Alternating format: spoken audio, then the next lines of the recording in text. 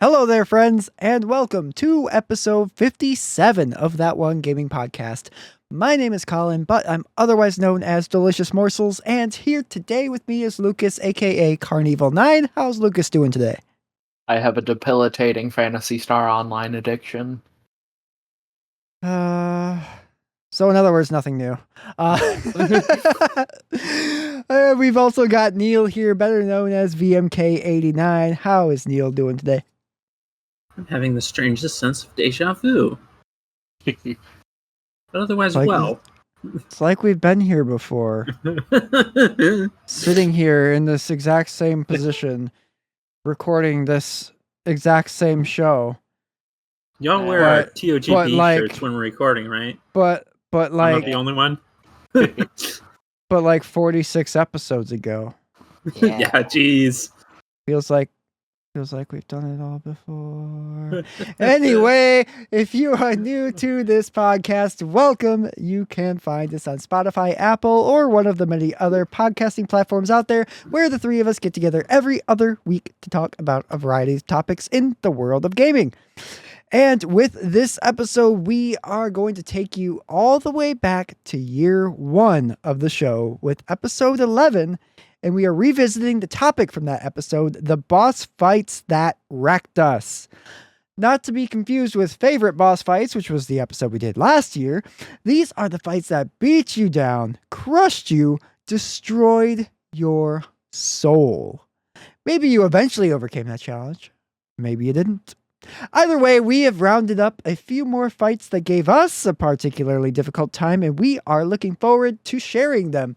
But before we get into that, we like to talk about the games that we have been playing since the last episode. So without further ado, Lucas, how much more time did you put in PSO this week? Yes. Yes, yeah, that's what I thought. All of it. I'm playing it right now. Unsurprised. Yeah. Let's see. What did I have done last time? Did I have one or two characters cleared last time? I think last time was 2. Okay. Well, I decided to pace myself a little bit with my third character. So I didn't start doing Caves Quest until at least one of you said that you beat the dragon in Forest. So, yeah. That was probably Neal. Yep. That was me, yep. Let's see. Then did some multiplayer quests with you. And then yes, we did. Also some multiplayer quests with Neal. And that was a lot of fun. Oh yeah, because I just randomly decided to drive to your house one night last week. Yeah, that was fun. Yeah. I was very tired driving home, but it was worth it. Yeah. It was fun. That was a good time. Yeah. PSO multiplayer is really, really fun. Uh-huh. It is. I enjoyed it a lot when I did it with Lucas yesterday. Yep. Yes. Yeah, we did some of the Hunters Guild quests. Mop Up Operation 1, Sweep Up Operation 1, and Endless Nightmare 1. Yeah. Crawl in the forest. So bears, birds, bees, and giant monkeys. Yep. Bears, beets, Battlestar Galactica. Yep. There's no cows, though. Yeah. Only bears. Yep. And the bears are actually Boomas, and the things that are bears, the Hilda bears, are actually more the semblant of large primates. Yeah. Giant monkeys, and they are rude. Yeah. They jump on you from above. Yep. They do. They don't care where you're standing. They're just like, okay, I'm here now. Yeah. Take some damage. Yep. Wait till you get to ultimate mode, and they're Hild Elts now, actually. Gross. Instead of spitting fireballs at you, they spit lightning, and that often leads to shocking you. Gross. Which is a temporary paralysis stat. Hate those. Uh-huh. Yeah, there's something similar in Final Fantasy with stun. Yeah. And it's very irritating, especially when you get the status, because it's not like like a permanent thing. It's just like periodically you'll just like freeze in place. Yeah. So when you're trying to dodge mechanics and then all of a sudden, but you have stun on you and just like you're halfway out of an AoE pool and then all of a sudden you get stunned. It's like, no, no. And then you die. Yep. It's good times. Yeah. The shock status in PSO is particularly annoying because you can't just like use an anti-paralysis on it. You either have to use a soul atomizer or wait it out. Oh. Yeah. Oof. And even worse is that like most of the third boss Vol-Ops attacks are lightning based. So more often than not, he will inflict shock on you, and that fight turns into a bit of a slog, especially if it's solo. Don't like that. Yeah. That's what stage is that boss? The third boss. Mines. Mines. Oh, yeah. Yeah. I don't know if I ever got. No, I got the caves was the furthest I got, I think, Yeah. back in a long time ago. The good news is, usually by that point in the game, you're starting to find the multi-target weapons like swords and partisans, and you'll probably have at least normal or high-level techniques like the Gai Foi, Gai Zonde, Ra Foi, Ra Zonde, And gun. and gun. So it kind of balances out. That's good. And then, not to mention, if you're doing it multiplayer, usually by that point, at least on normal mode, I think you can start finding technique disc ante of whatever level is high enough to cure shock. So just bring a healer with you, and I'd be fine. Nice. But dependent on having a healer with you. Yeah, Good thing you have basically everything leveled by now. yeah, Basically. yep, The episode is still a month away. And you've Mhm. leveled 2.5 characters. yep. Yeah, character 3 I Nice. just opened mines with earlier today, and yeah. Nice. Oh, And a couple of the quests that are like still before going into mines before continuing further. Oh, Have you done I any had been under sweeping? the impression. I had been under the impression that our next episode was Fantasy Star, but it is not. No. Well, good. Actually, Not our quite. next episode isn't even a traditional TOGP episode because we are off Yes. for the next Yeah. 2-week cycle. So getting that out there. So that's going to be our the second half of my discussion with Jazzy is actually going to go live Yeah. in our traditional slot 2 weeks from this episode. So I guess Yep. That's, look forward to that. Yeah. Yeah, August is always really weird schedule wise because like my birthday and Lucas's wife's birthday are like just a few days apart, but Yeah. just far enough apart that they fall into separate weeks. mhm. Yep.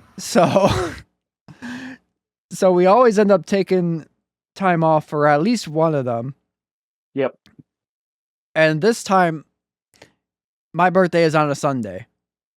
So I was like, Mhm. normally I'd be fine with recording the weekend of my birthday. It's like I don't care, but like my birthday is on a Sunday when we Yeah. record this year. So I was like, Yeah. we'll just take a week off. It's fine. Yeah. And we oh so conveniently had that preloaded. Yeah. Yeah, It just worked out. Yeah. So yeah, I've Yeah, basically been playing exclusively PSO. Actually, Nice. exclusively PSO.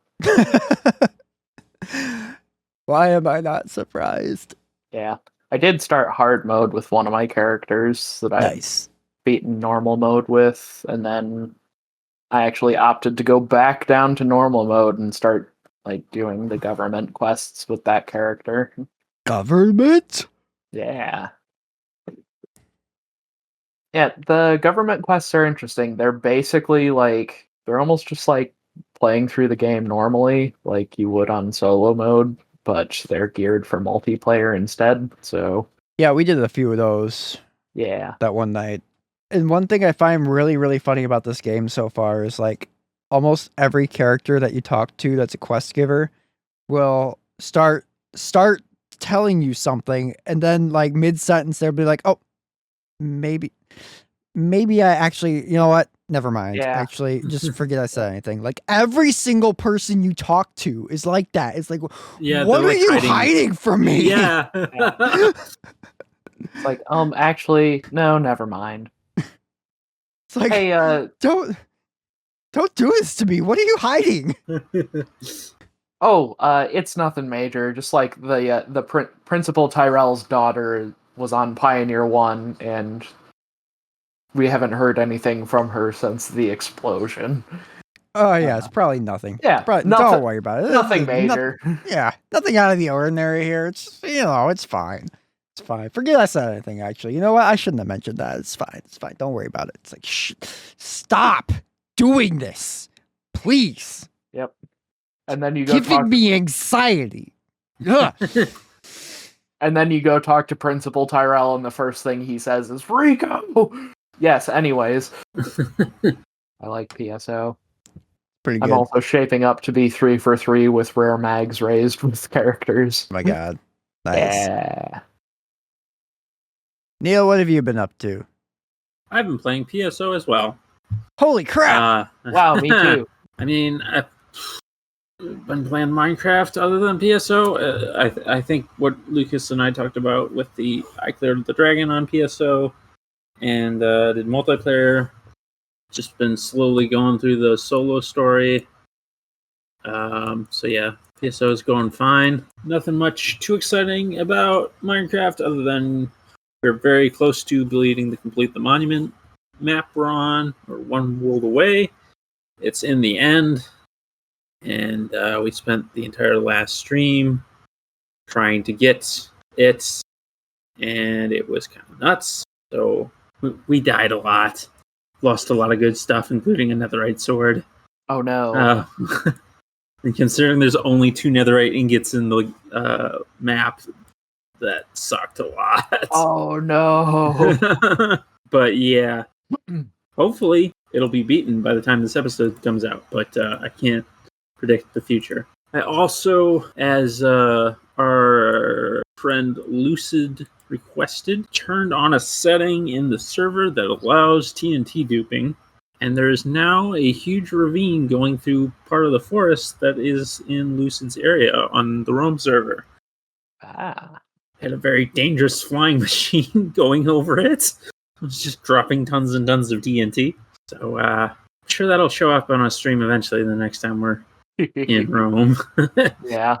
I like blowing things up with TNT. Yeah. I like to take TNT blocks and hide them in cobblestone areas with cobblestone pressure plates over top of them. Nice. Yeah. I mean, yeah, that's going to kill somebody. Not that Lucid was dying a lot also. That makes sense. I remember on an old realm with them and I were like competing for high score for most of it seemed. Yeah. Yeah. If it wasn't for the fact that we did a like battle royale type event one stream, I'm pretty sure Lucid would have the highest deaths. That makes sense. But yeah, not too much to report. So I'll bounce it over to Colin. What have you been playing? Still playing Final Fantasy 14. Okay. In a surprise to nobody. Colin plays Final Fantasy 14 like I play PSO. Correct.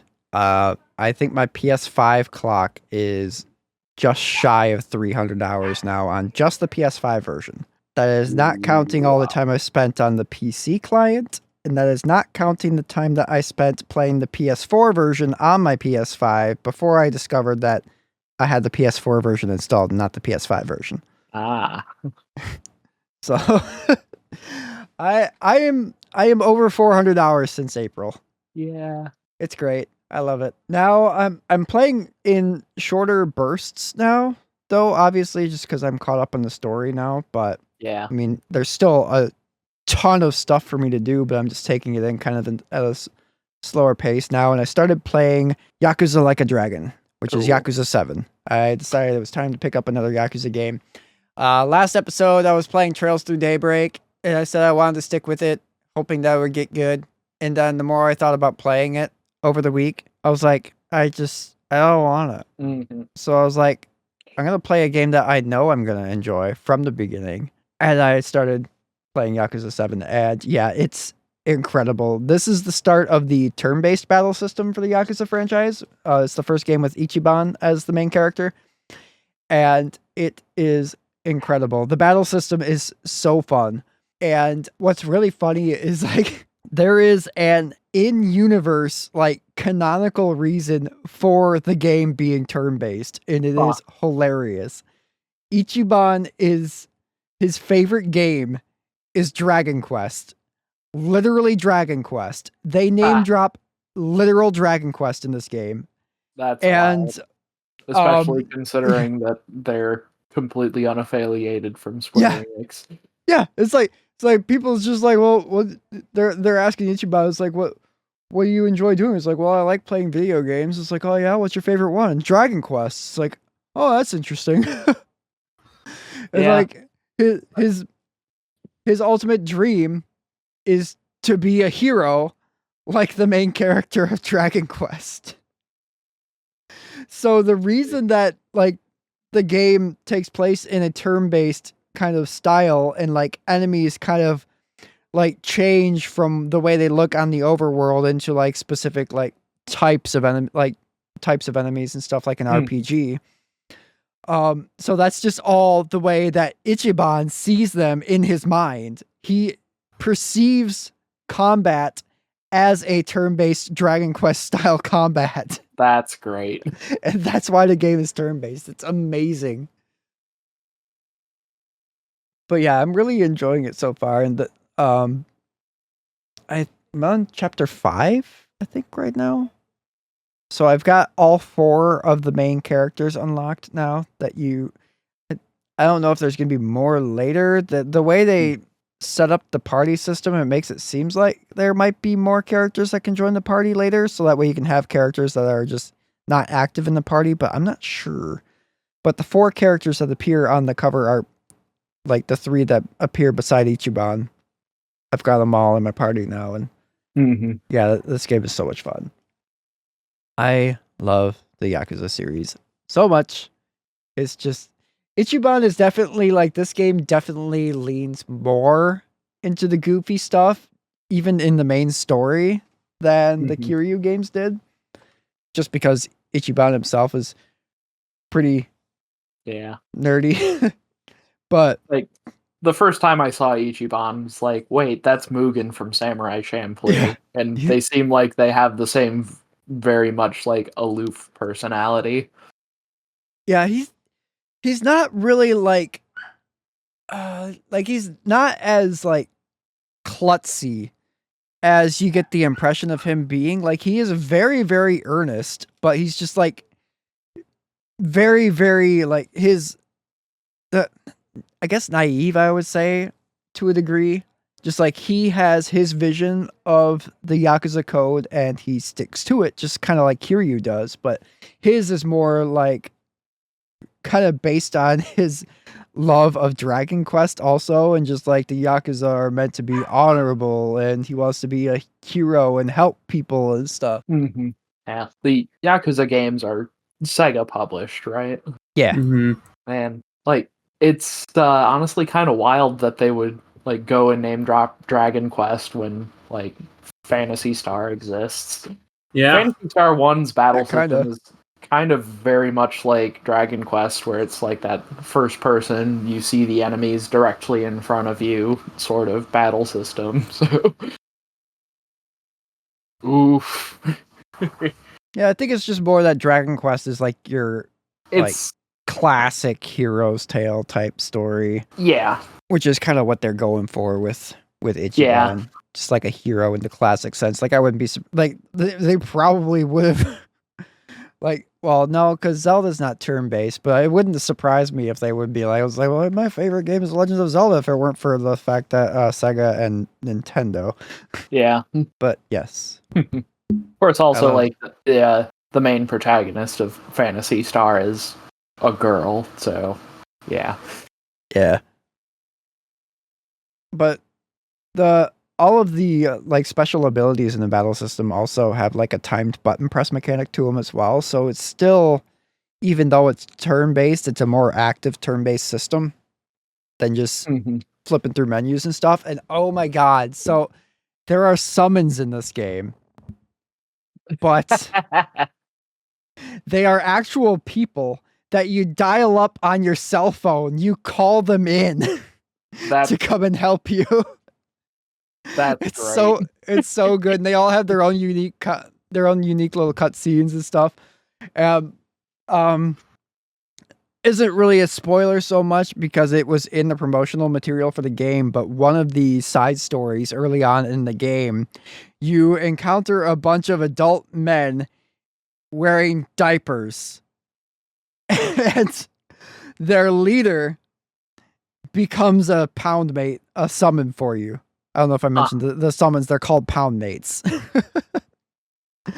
But their leader is just this like big old guy just in nothing but a baby diaper, and you can call him in to come help you, and he basically, his abilities, he comes in and he just lays on the ground and starts wailing, and it like lowers the stats of all the enemies surrounding him and stuff. It's so dumb, and I love it. That's beautiful. I guess later one of the summons that you can get later is like this giant lobster. Hell yeah. It's so good. Oh my god, I love this game so much. So I've been kind of bouncing between that and Final Fantasy 14 and stuff, and been not really doing much else than that, really, except for the one night that we played PSO together, which was fun. Yeah. Surprise, PSO's a fun game too. It is. But anyway, let's move on into our next segment, which is our Hey Listeners segment! Hey, listen! Each episode, we ask our Discord members a prompt based on the topic of the episode for them to respond to. And if you, listening to this episode, would like to join in on the fun, there is a link to our Discord down below, and we hope to see you there.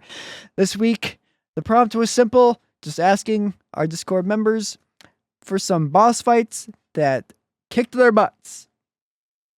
And we got one right in this week, and it comes from Crystal Lily, who writes, if Pokemon gym leaders count, which they do, Yep. then I have one that absolutely frustrated the heck out of me. Most players would think it's Cynthia and her legendary Garchomp, but no! Mine was the Sutopolis City gym leader, Juan, and their freaking Kingdra. That was the bane of my Pokemon gaming. It spammed double team like a madman, or Mon, and I could not land a single blow on it for the longest time. It took me so many tries to beat that gym that it wasn't even funny. And to this day, it's one of my most memorable moments that I have. I actually broke down crying when I finally knocked it out and beat that gym. Understandable. I could see that. All boss fights aside, I know many may not see it as a normal boss fight, but to me, that was one of the most difficult battles I have ever been through. It crushed my spirits a good few times, but I managed to overcome it, and actually, it gave me the confidence to beat the Elite Four in that game. Because if I could get through that, there wasn't anything else stopping me. Not even Cynthia in Diamond. Yeah, we might discuss another particular Pokemon gym leader later on, maybe. We might have some. So gym leaders absolutely do count, and there are some legitimately difficult ones throughout the series. Well, and double especially if you're team's playing monobugs. Such a pain to deal with. Yeah, double team sucks. Yeah. So it's always the worst when like that's just what they do is they just spam double team like that thing. It's like use something else, please. Yeah. That's why double team, I'm fairly certain, is banned in competitive Pokemon. Good. Yeah. But like especially in Gen 4 when that battle system itself was just like really, really slow. Yeah. Like having to sit through double team and then just and then miss and then Yep. double team and then miss and then keep missing and then it's just a really slow battle system. It's just like, oh god. Yep. Yeah. But Yeah. anyway, thanks for your writing, Crystal Lily, and let's move on into our main topic discussion. Lucas, what's your first boss that wrecked you? My first boss that wrecked me is... Start off with a game that we've definitely talked about before, and that's Legend of Zelda: Link to the Past. And the boss is blind from the thieves' village in the Dark World. It's his big, like, demon cat wearing a bedsheet. And as the fight progresses, as you deal damage to his head, the head will fall off, the sheet will collapse, and then another head will appear. Meanwhile, the head that you just knocked off will float around the boss room and fire fireballs at you. And you do that a total of 4 times. So you'll have 3 heads floating around the boss room, shooting fireballs at you, all while also trying to dodge Blind's lasers that he's firing at you. And on the surface, it sounds easy enough, and the concept of the boss fight is easy enough, but it's one of those boss fights where if you don't come in with fairies or an upgraded shield that can block fireballs, or if you haven't stumbled across the magic cape or the the cane of Brenna to make you invisible or temporarily invincible, then those fireballs will chew through you in a hurry if you don't have very many hearts. And yeah, blind often has been like a, I don't know, kind of a point of rage quitting for me occasionally. Especially also in Link to the Past randomizers, where you have no guarantee of finding any sort of heart containers. Yeah, I don't remember it being overly bad for me when I was playing for our episode, but I do know that it's possible to accidentally soft lock yourself with the princess that's faking you out and stuff. Uh-huh. And that's annoying. An annoying aspect of that boss fight.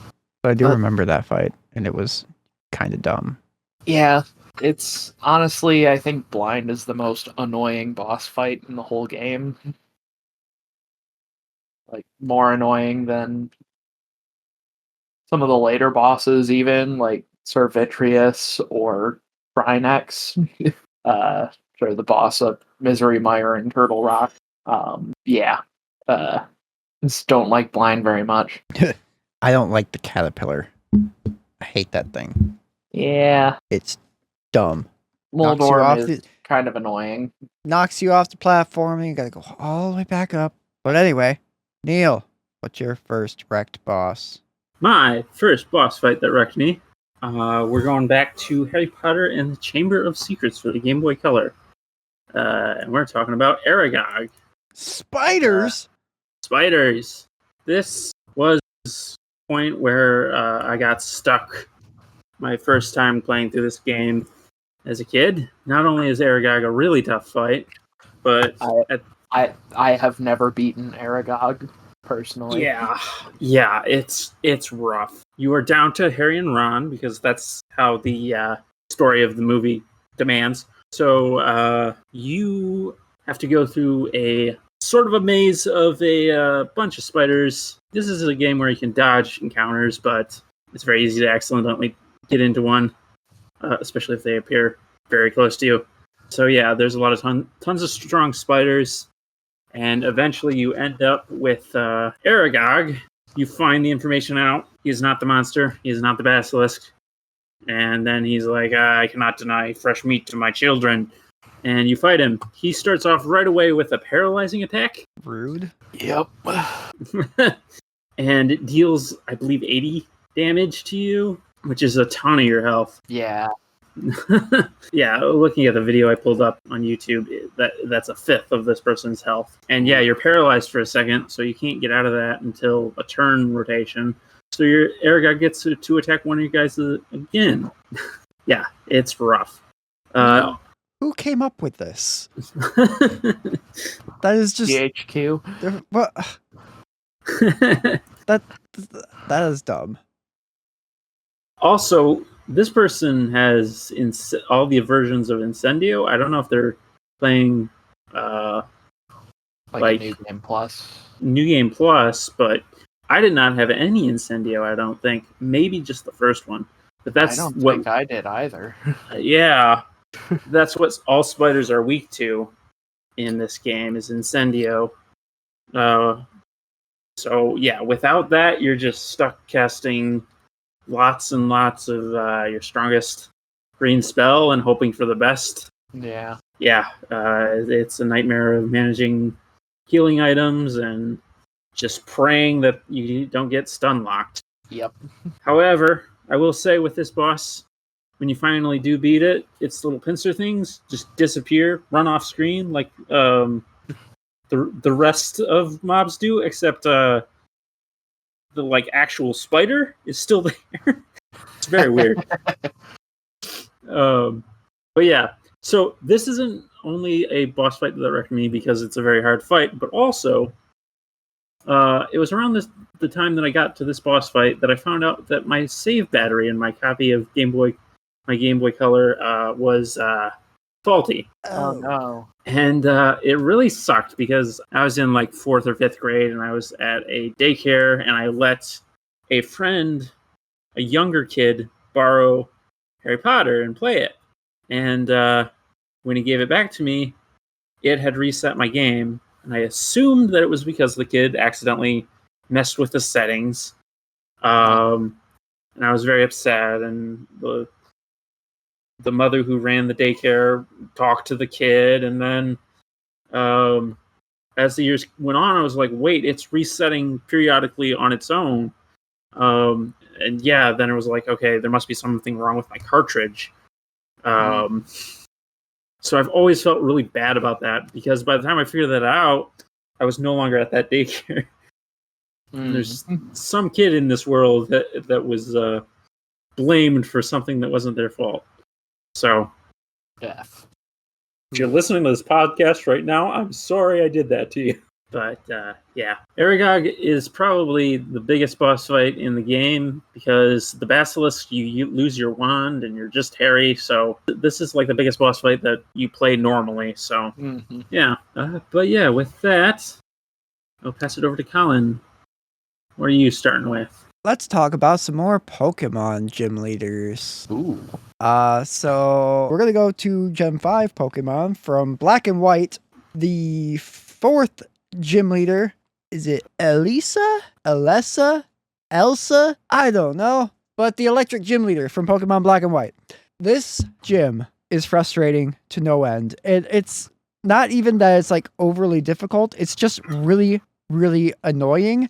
And if you don't have a certain team set up ready for it ahead of time, you're going to have a bad time. Her team consists of 2 Emolgas, which are electric flying types, and then 1 Zebstrika, which is the electric zebra final evolution that they introduced at Gen. What's annoying about this fight is the 2 Emolgas both know the move called Volt Switch, which is gross. Kind of like a U-turn ability, which for those that don't know, U-turn in Pokemon is like it does damage and then that Pokemon swaps out for one of your Pokemon on reserve in your party. Well, this is like that, but it does electric damage, and she has 2 of them that just spam Volt Switch over and over and over again. And the thing about Emolga is it's also very fast.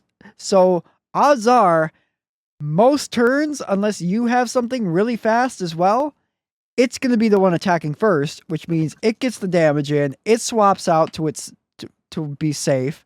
A lot of times it might swap to the other Emolga, and then it's just going to do it over and over and over again. And then the only time it stops is when it gets to Zebstrika. And guess what? You think it's over with Zebstrika? No, because that thing hits like a freaking truck.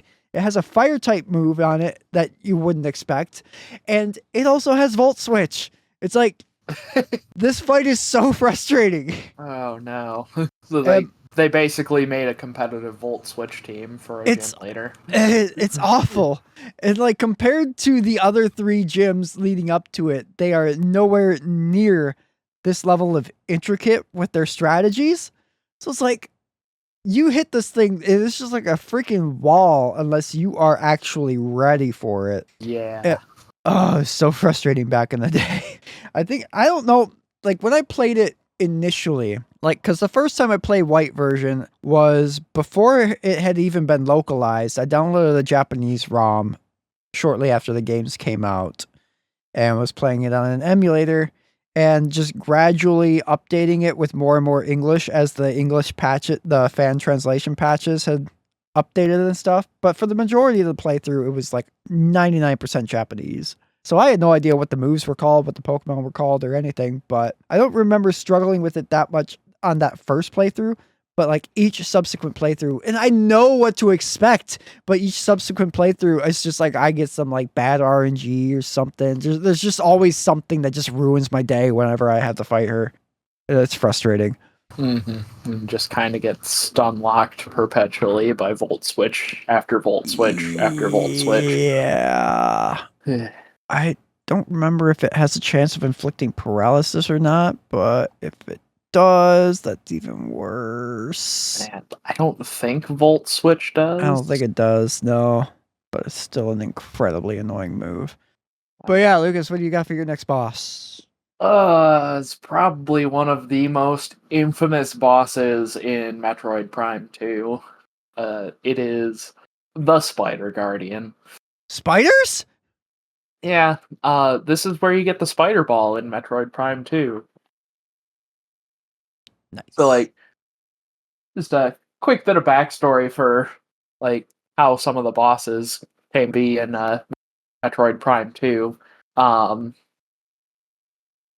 Samus is, like, investigating a disappearance of a Galactic Federation console cruiser that had been investigating stuff on, or space pirate activity on the planet Aether. Turns out at some point Aether had been hit by a Phazon meteorite, and that caused it to, like, half of it to kind of fade into an alternate dimension that the denizens of Aether had named Dark Aether very creatively.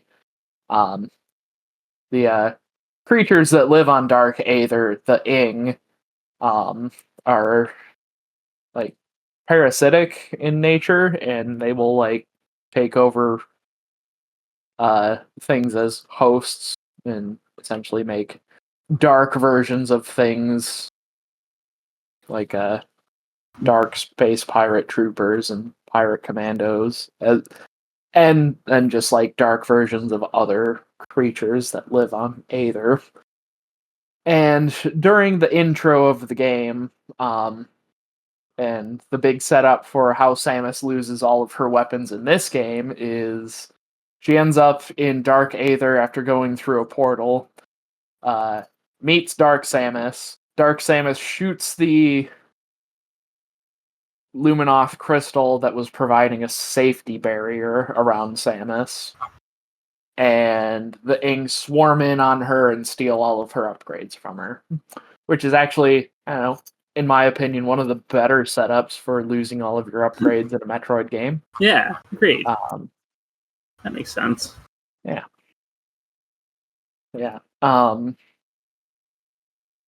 it's fairly late in the game. It's where, or like the last like area of the like the Luminoth's residences on Aether that needs the light of Aether restored to it.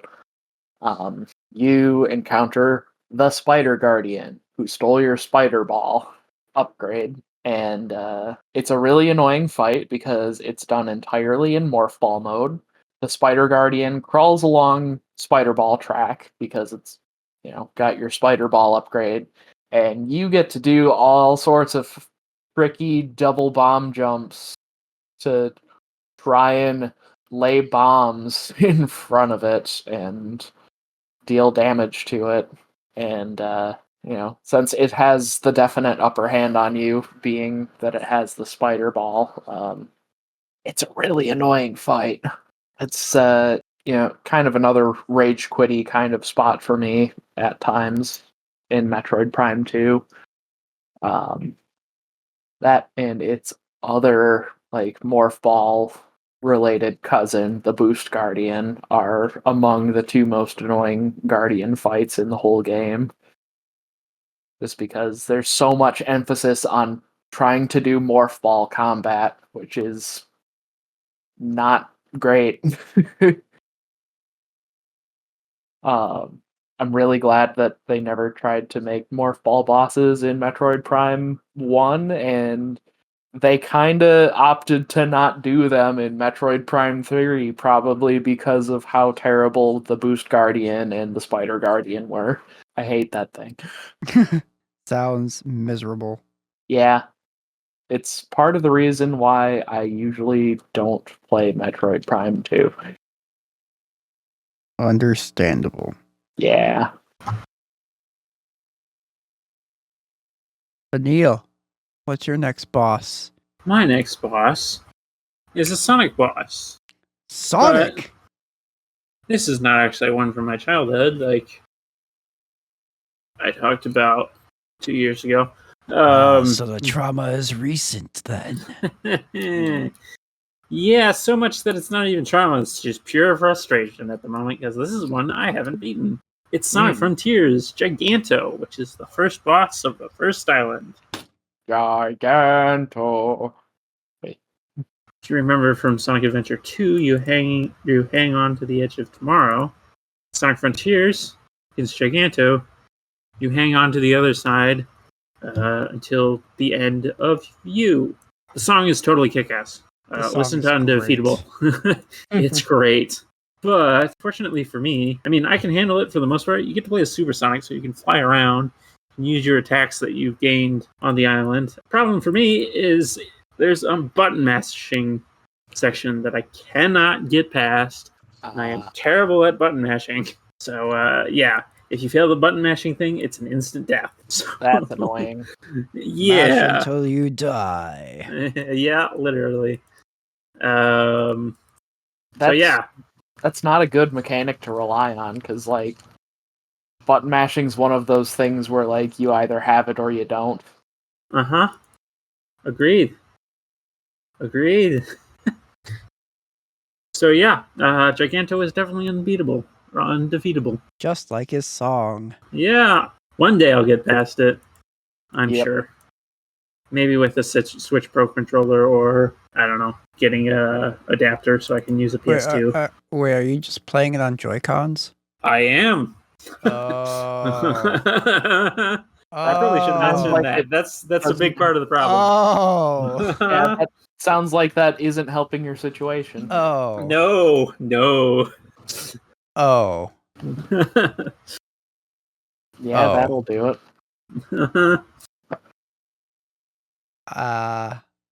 Yeah. Try some NES Tetris style rolling. That might help. Certainly a contributor, I am sure. Yeah. But anyway, Colin. Well, I'll see your Sonic boss. Ooh. And join you with another Sonic boss, but my boss is the stupid final boss from Sonic Superstars. I hate it. It's stupid. I'm not even going to go into detail because I know, Neal, you had not played Superstars yet, so I don't want it to spoil it for our Sonic person here on the podcast, but fuck that guy. Whoa. Yep. Oh my god. This fight goes on, and it's already the level leading up to it is also very just exhausting because it's kind of you're on a time limit for the level preceding it. So you're like freaking booking it. So by the time you get to the boss fight, you're kind of like worn out mentally just from trying to like stay within the time limit of the level preceding it. And then you get to this freaking like 10-minute long boss fight with like 5 different phases. It's not really 5 phases, but it feels like it. It's got at least 3. And each phase just goes on way too long. And then you get hit. And in typical Sonic fashion, eventually you end up getting hit in a way where you lose all but 1 ring. You get that ring back. And then you get hit again and you lose that ring. And then you get hit Sonic again. Bosses. And you die. And it's just like, then you have to go all the way back to the start of this 10-minute fight. It's like, I got it down to it. I swear to God, one time I was 1 hit away from killing it and I died. I was livid. Clearly, you can hear this trauma still sits with me today. I have not beaten, like you, Neal, I have not beaten this boss. I don't even know if I want to anymore. I hate it that much. I am literally, this is the last boss of the game. I beat this boss. I have beaten Sonic Superstars. And Lucas, what's your next boss? Yeah, I could really tell that boss fight traumatized you with how you went like full AVGN there. Yeah. So my final boss fight is a final boss fight as well. Dun dun dun. Yeah, it is Master Albert from Mega Man ZX Advent, which I only just recently played through for the first time back in end of December, early January this year. And the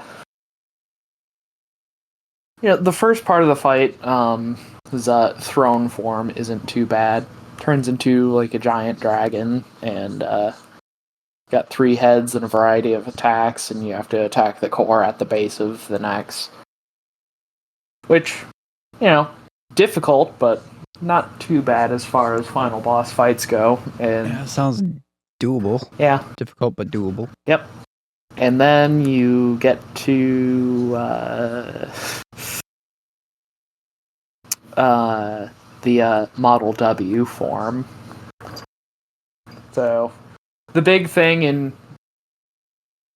Mega Man ZX and ZX Advent is that, like, in the intervening years between the Zero series and the ZX series, CL creates the biometals model. Biometal. Yeah. She creates biometal model X, Z, H, L, P, and HIJK elemental P. It's basically biometal, or like living metal entities containing the souls of X, Zero, Harpuya, Fafnir, Leviathan, Phantom. So yeah, she makes 6 biometals based off of the souls of the heroes from the Zero series to combat Model W, which is like fragments of the satellite Ragnarok that crashed on Earth at the end of Mega Man 04 that Zero had broken into pieces so that it wouldn't cause damage to the environment, because it was aimed at like sort of the like very first new kind of like civilizations appearing on Earth post Elf War. And these pieces of Ragnarok have Dr. Whale's soul attached to them. Oh. It's the like big bad of the Zero series. Yeah, one of the 3 masters. There is Master Thomas, Master Mikhail, and Master Albert, which are all homages to Dr. Light, Dr. Wily, and Dr. Cossack from the classic series. Yeah, Master Albert ends up betraying the other 2. Big surprise. the guy named after Dr. Wily's evil. Shocker. Whoa. And turns out he's trying to use Model W to take over the world again. So W stands for world, the thing he wishes to dominate. Yep. So yeah, after you defeat the throne form, you fight the Model W form. And there's one small issue with the W form in that you can't damage it. Oh. Yeah. Huh. So he's got these big glowy pieces, like very reminiscent to like fin funnels or fangs or bits in like Mobile Suit Gundam terminology, that he will use to attack you. And in order to deal damage to him at all, you have to destroy all 8 of them using Model A's like homing shot weapon. Oh. Which Model A is introduced with ZX Advent, and it's basically like Master Albert at some point had created his own biometal, kind of based off of Axel from Mega Man X7 and 8. Which is cool because I love seeing more Axel representation because he instantly turned into one of my favorite characters in the series with those games.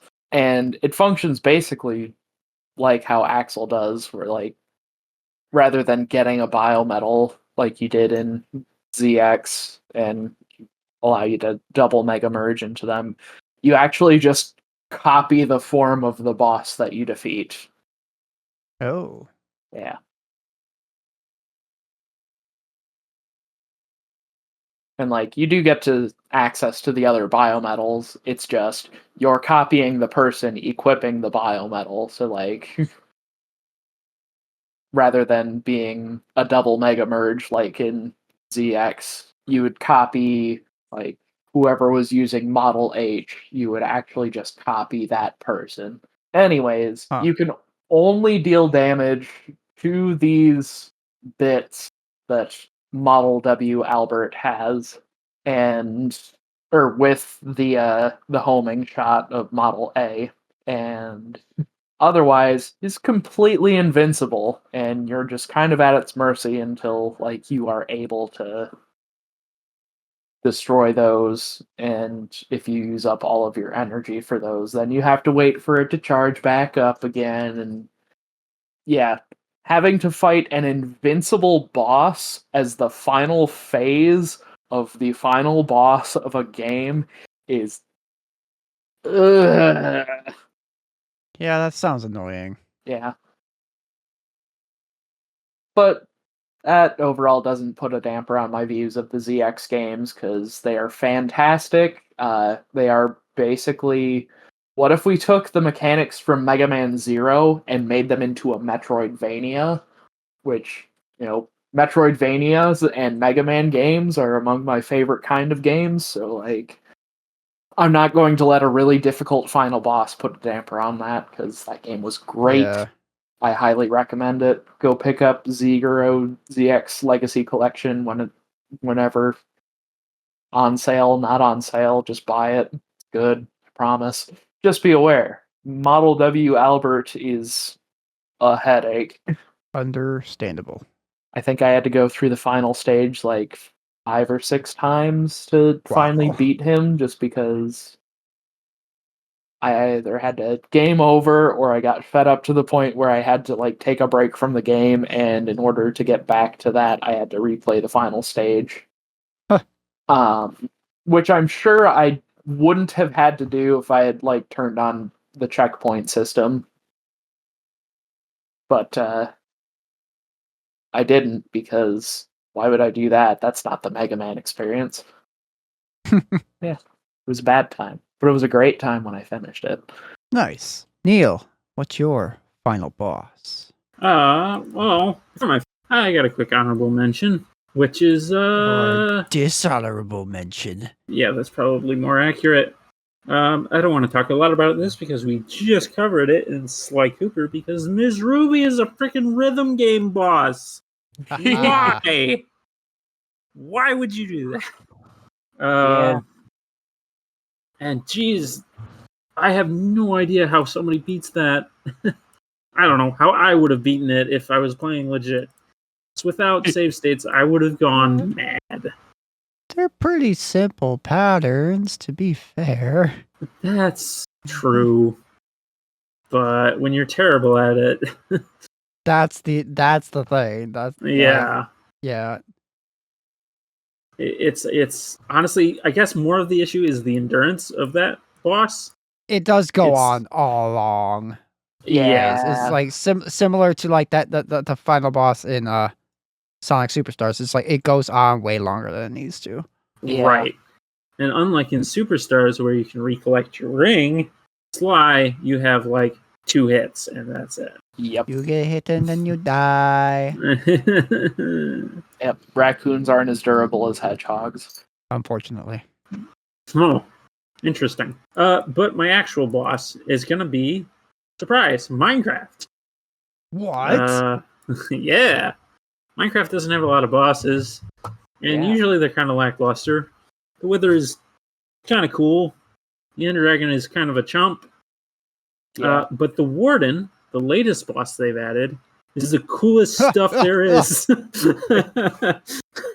So going in unprepared for this guy is a bad idea because you'll think, oh, we'll fight this thing and eventually kill it.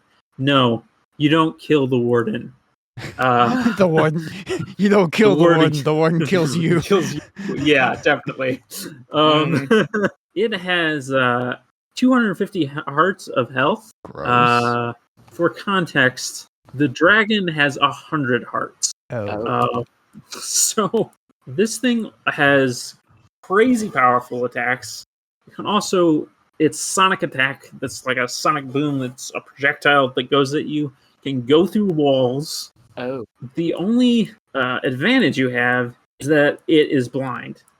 It goes based on hearing you. And the way to summon it is when you go to an ancient city in the deep dark underneath mountains now in the latest versions of Minecraft. There'll be these deep dark skulk stuff. Looks kind of creepy. If you get too far into it, there'll be these little sensors that will pick up any sound you make. And if you make enough noise, a warden will come out of a certain type of skulk box. And once you're there, you better try to get away as fast as possible. You can do tricks. It cannot hear your footsteps on wool. Sneaking also makes it so that it can't hear you, but then you're moving like molasses because you've got shift held down. And yeah, you can also trick it by shooting an arrow off in the distance and it'll go, I'll go over there. They must be over there. But it's very easy to slip up. What was that noise? Yes. Who's listening to these? Exactly. It's literally a stealth boss in Minecraft, which is really cool. It is not meant to be beaten. There, in the video, the stream where we first went against it, I initially wanted to run, found out sealing myself in a wall isn't going to help me because I can go through walls. Stupid sound attack. So then I was running away, getting hit, and I turned around and I was like, I'll attack it. No. The best thing to do is come in with very little armor, just enough to deal with like any mobs around outside the deep dark that might hit you, and just bring tons and tons of night vision potions, health potions, because bringing your netherite gear in, you're likely going to lose it. Ooh, yeah. But it is, yeah, it absolutely is the kind of boss that I would like to play again. It's super unique. It's a ton of fun. Yeah, at some point we'll fight another one on the server on stream. Its melee attack deals between 8 hearts to 22.5 hearts. Oh. Depending on the difficulty. Yeah, it's powerful. Yeah. It's like a truck. But yeah, once you have the potions, try it. There's some cool loot in those ancient cities if you can make it out alive. But Colin, what's your last boss? Well, my last boss is kind of another final boss of sorts, but it's from the final dungeon, and it's the final boss of that dungeon. But Alcyon Prime from Final Fantasy XIV. This is the last boss in the dungeon, the Ethereal Chemical Research Facility, which is the final dungeon of the Heavensward expansion. And this boss is kind of like the first real like skill check in the game, really, as far as like normal content and the story goes. Like this is at this point in the story, this is by far and away, for people unprepared for it, the most difficult boss at this point. And this is like the very end of the first expansion of the game. When I first did it, and I usually do story dungeons with what it's called duty support, which basically just lets you do story dungeons with a party of NPCs, so that way you don't have to worry about queue times and stuff, and you can just focus on the story. Mm-hmm. So the caveat of that is, like, party wipes are entirely dependent on you, since you are the only actual physical player in that instance. Mm-hmm. So if you die, it doesn't matter if like you've still got a healer there that can revive you. The NPC healers, they won't heal you. If you die, you reset, basically.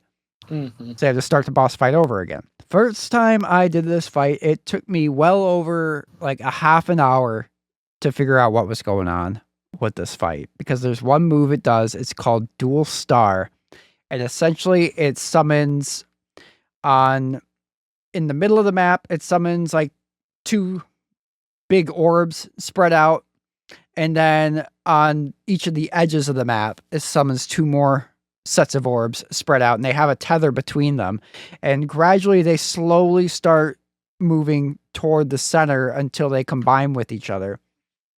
And it's spaced out in a way that one of them is going to trigger before the others. So you're supposed to basically, like, they're different colored orbs. There's red ones and blue ones.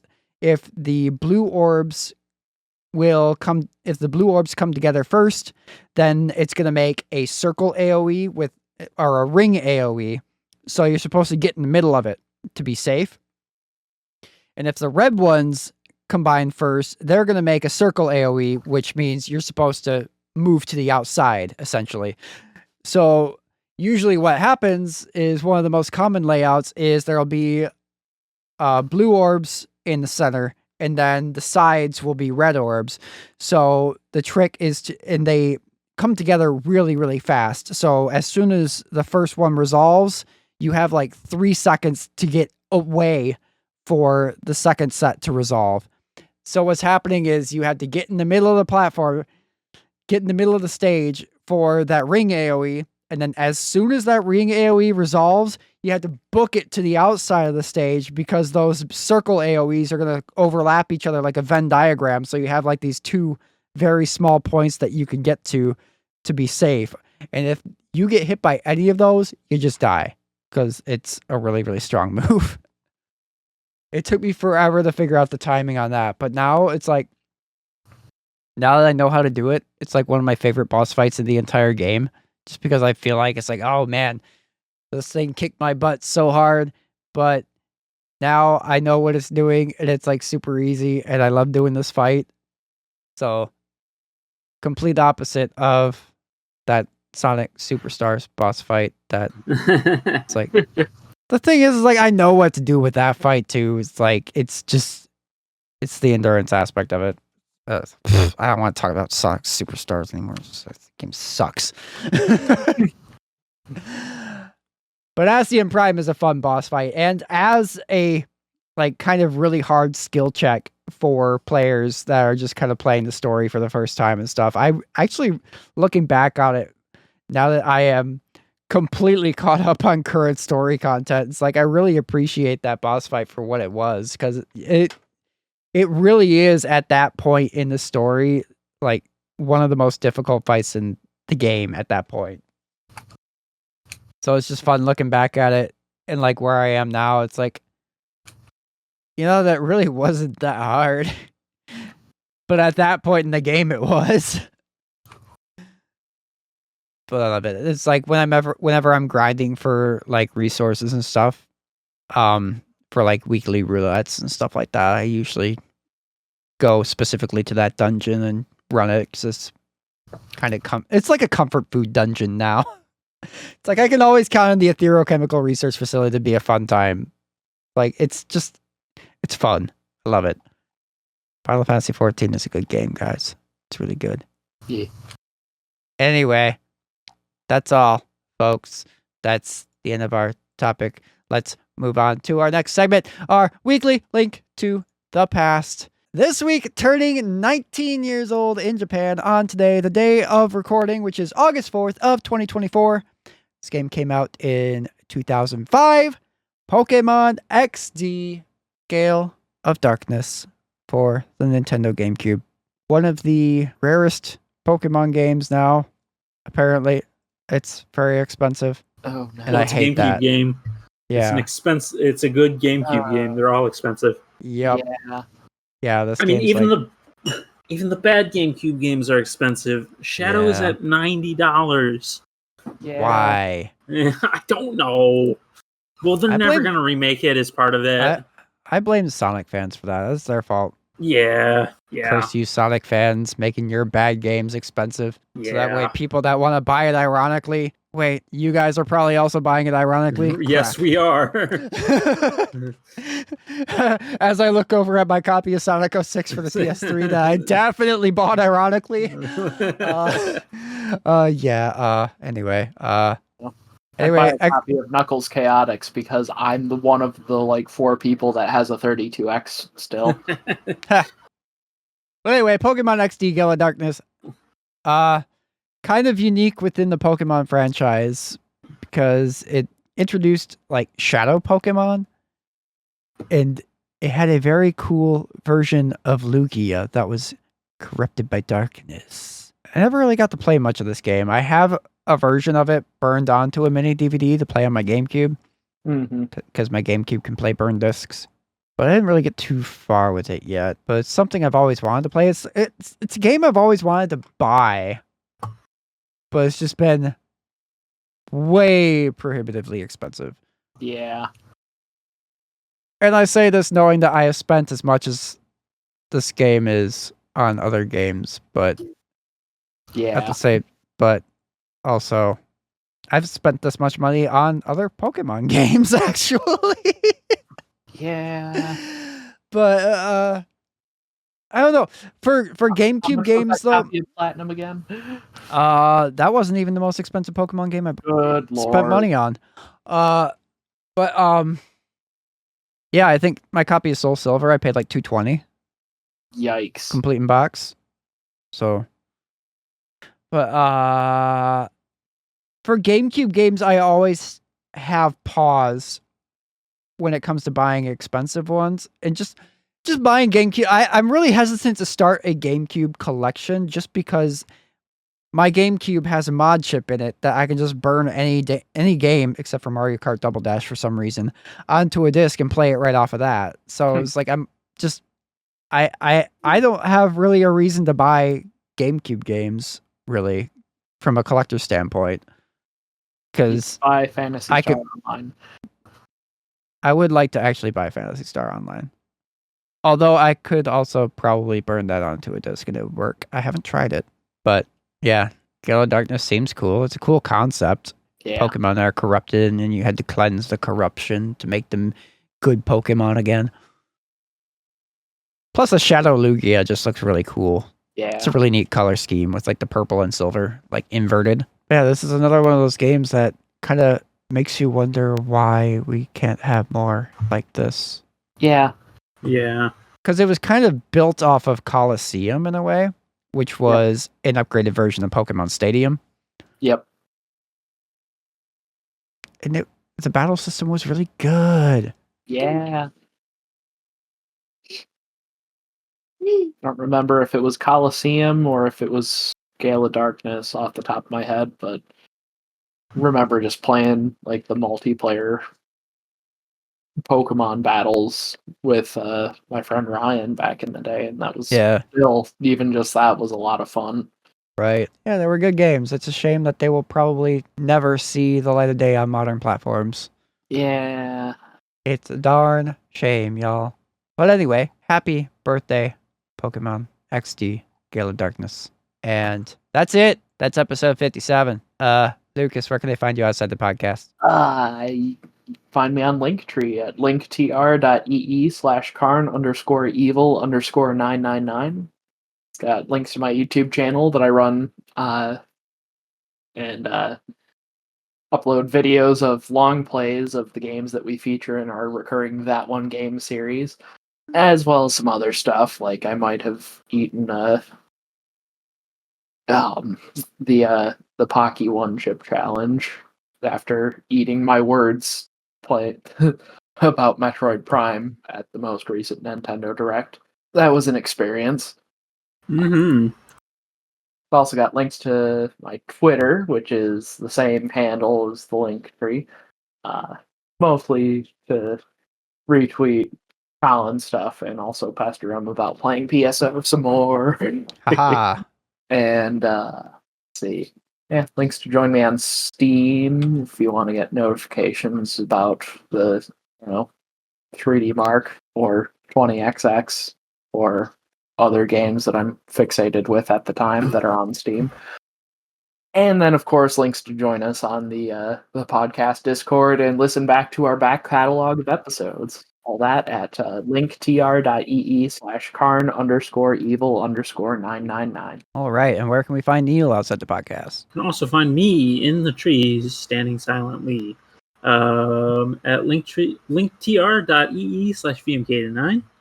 I got a link to my Twitch where you can find us hopefully beating Nether Breach Caverns for good. I also got links to podcast stuff.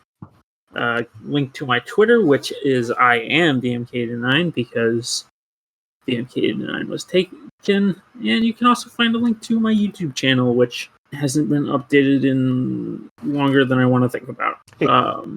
But yeah, definitely look at those TOGP links. I'm probably going to edit this right after the podcast because I am putting up Zelda Link to the Past visualizers that I just finished on Colin's music channel, which I'm going to let him talk about.